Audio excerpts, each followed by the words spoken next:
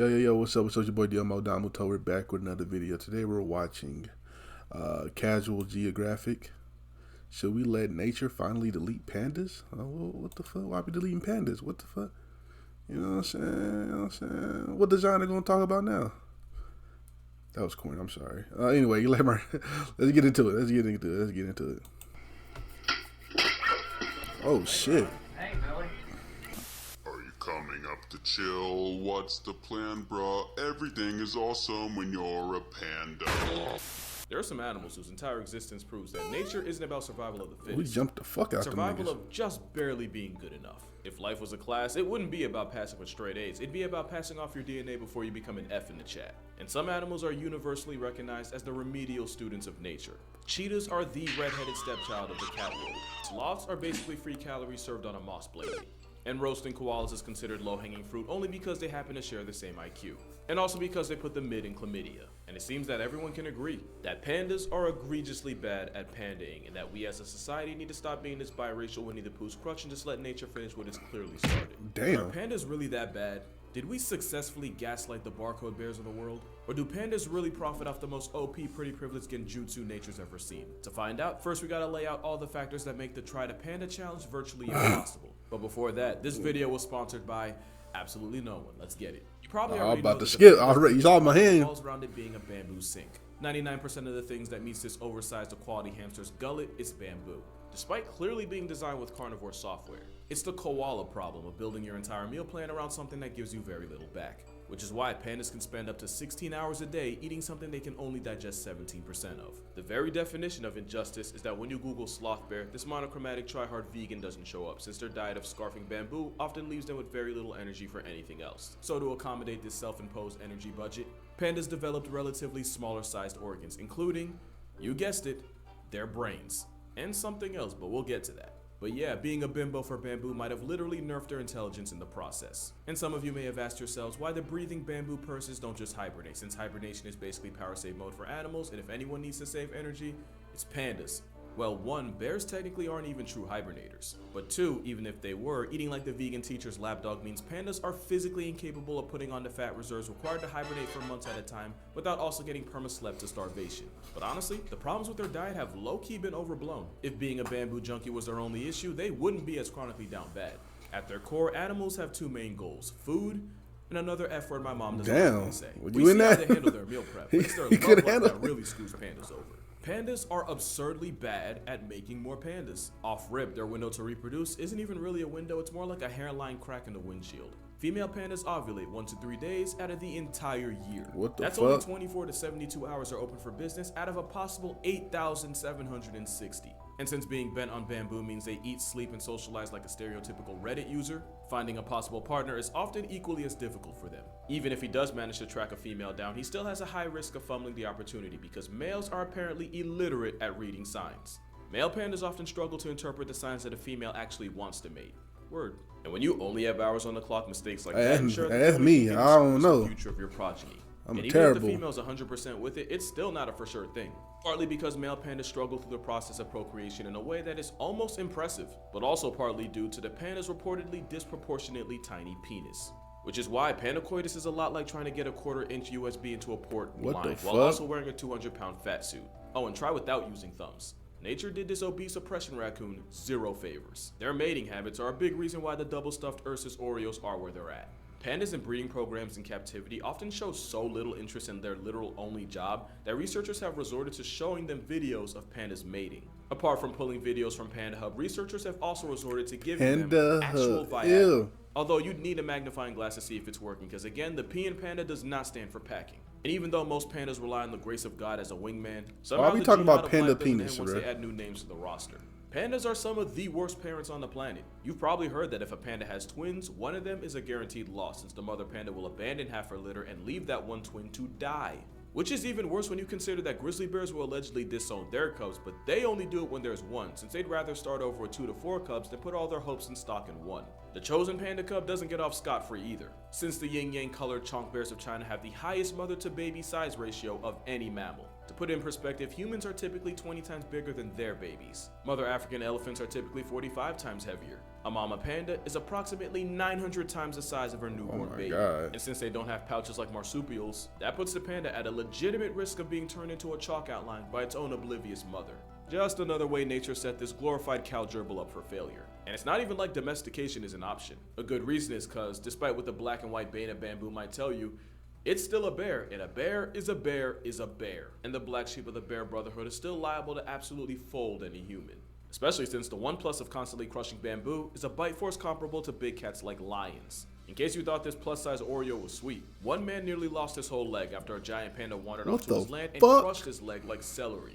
Then there's the fact that a high volume, low efficient diet means the one man bamboo processing plant known as the panda can poop a healthy 40 times a day.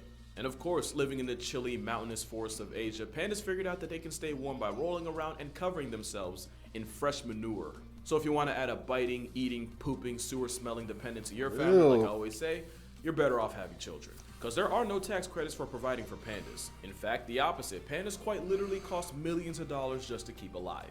But mostly that's because giant pandas are leased by the Chinese government at approximately a fat million a year. And if one of those pandas gets knocked up, that'll set you back a cub tax of about 400,000. Which is why, currently, only 3 zoos in the US have a biracial, bamboo-munching beanbag of a bear on display. One of those zoos used to be San Diego. I say used to because one of the consequences of renting pandas is that gives China the ammunition to be petty. I'm not a political channel, I'll never be a political channel. I'm not implying any type of affiliation or bias, I'm just listing 2 things that happened. In 2019, Trump may or may not have fueled a trade war against China. And come May 2019, a mother panda and her son were recalled and sent back to China. Now you could argue the trade war had nothing to do with it and this was just the natural end of a panda loan.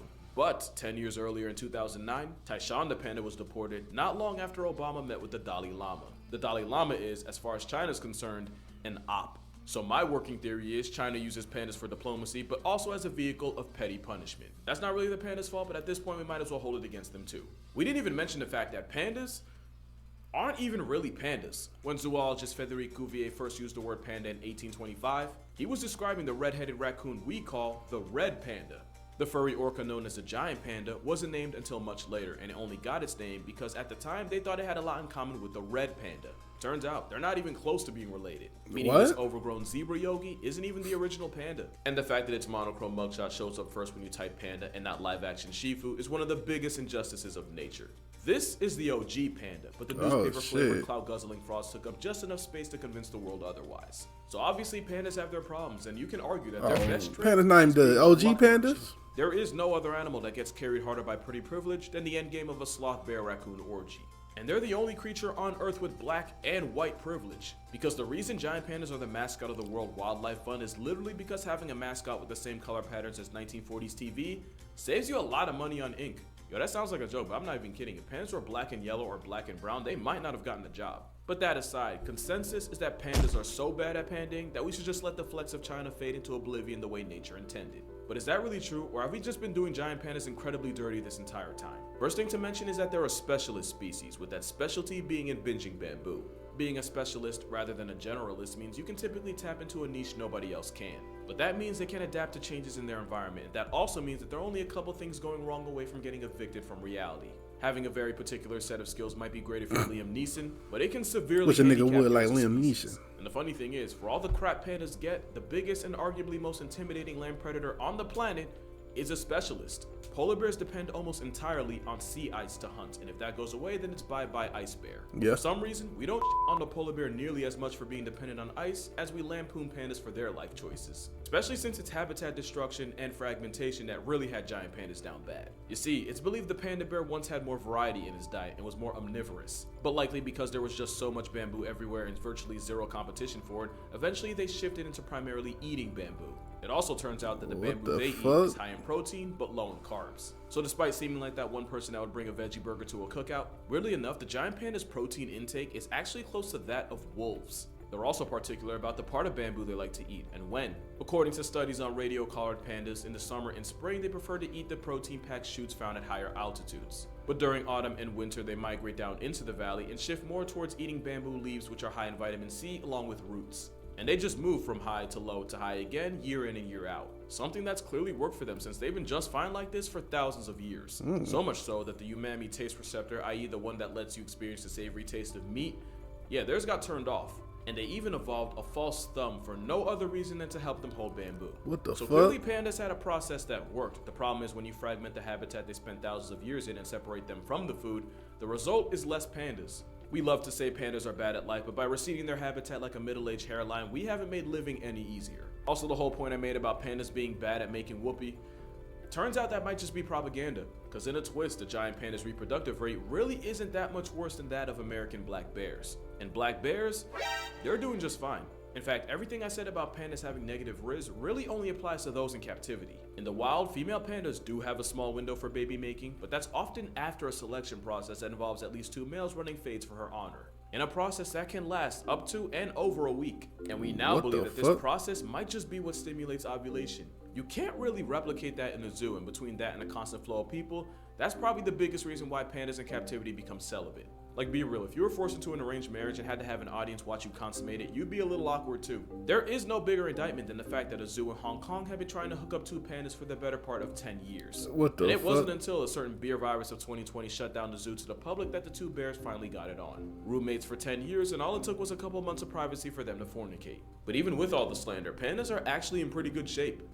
And that is a problem. With about 2,000 pandas alive today, pandas were recently It took them demoted off 10 the years to endangered species fuck. list. Yet giant pandas still finesse Ew. local conservation efforts simply because they're cute.